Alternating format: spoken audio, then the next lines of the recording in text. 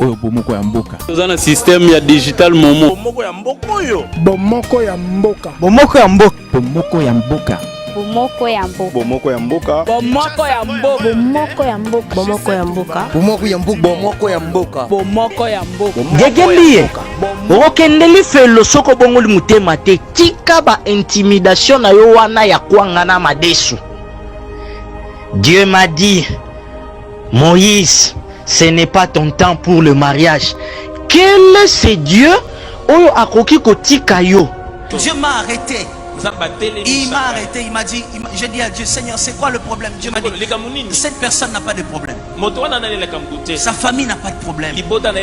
C'est juste que toi, tu dois faire les choses dans ma volonté. Attends mon temps. Yo komi na souci ya kobala, aux 8 ans ya fiançailles, nzamba kaboli yo te, na mwasi yango, tangu au verset dot. Soki mwaye ezali bo bandela, ba vidéo na ye. So ezopesa nga kanda akoseli nzambe makambo. Alobi ke, je t'ai presque marié. Il y a des photos. Je peux même vous balancer ça sur Facebook. Allez, ba aveugle, ba bisimbi spirituel, pe ba victime, o bazana cimetière na ye. Te, papa. 14 juillet 2012. Le 14 juillet 2012. Notez bien ça, le 14 juillet 2012. 14 juillet 2012. Je suis allé, moi j'étais presque marié. Vous tous ici, vous êtes en train de vous taper la poitrine, je suis marié. Vous avez pensé au mariage après moi.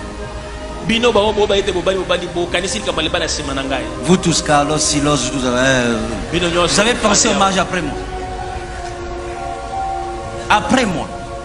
Moi, il me restait le mariage religieux. Par la grâce de Dieu, j'avais rencontré une dame. À l'époque, on pouvait dire demoiselle. Une bonne personne. Une très belle personne. Une personne qui n'avait aucun problème. Et j'ai avancé vite. Et je vous parle du 14 juillet. Il y a même des photos. Il y a même des photos. Je vous mettrai ça sur Facebook si vous voulez. Nzambe penza atika yo obali oba kongo balobako opesi biloko nyoso bongola meso mwene batata mwasi babeti ba milolo bakiyeki ale ba bénédiction nipsel na bino o ezanga fondement biblique netango bosali yangote alors lobanini j'étais presque marié, il me restait seulement le mariage religieux.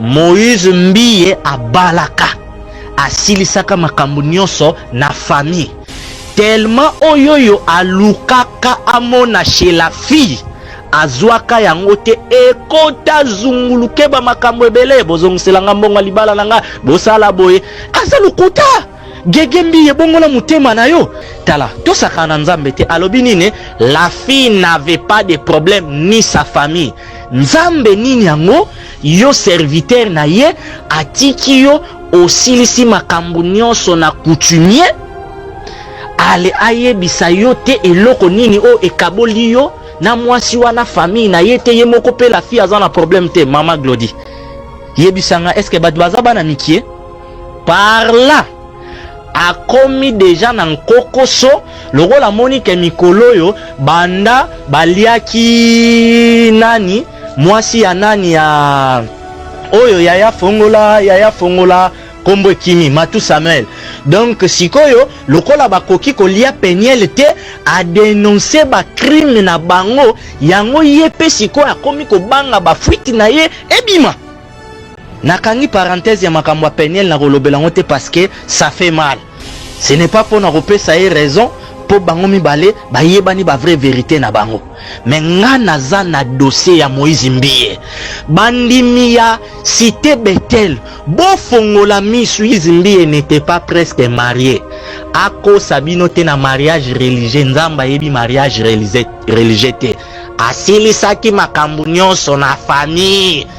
Moïse Mbiye c'est un homme marié yango wana faki na kaka ba vie na ye wana ya ba gauche droite po mwana mwasi wana peye bananga te so basala chi ba usoki ndenge nini yango ayebi kezala ka prise akoyiko bana loyenge te ngolo banini soki osali mariage coutumier o goûter déjà mwana batu lokolo sali religieux te wana eza mariage te c'est faux bino batu bosala ka ba mariage religieux na bible eza na verset nini or Tala place Gegembi azoko selanzambe makambo. On utilise des femmes pour détruire les carrières de ceux qui ont l'avenir. J'accepte pas ces Congolais. La Congolaise était celle qu'on respectait. Aujourd'hui, elle est une personne qu'on utilise pour détruire des vies.